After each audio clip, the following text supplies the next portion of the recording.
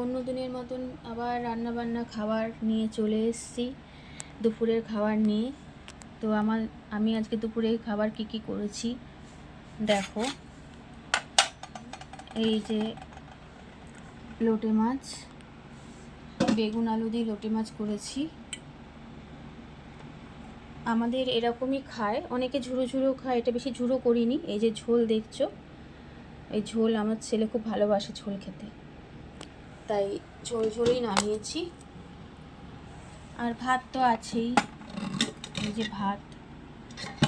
আর এখানটায় করেছি মুসুরির ডাল ধনেপাতা দিয়ে। আর এখানটায় আছে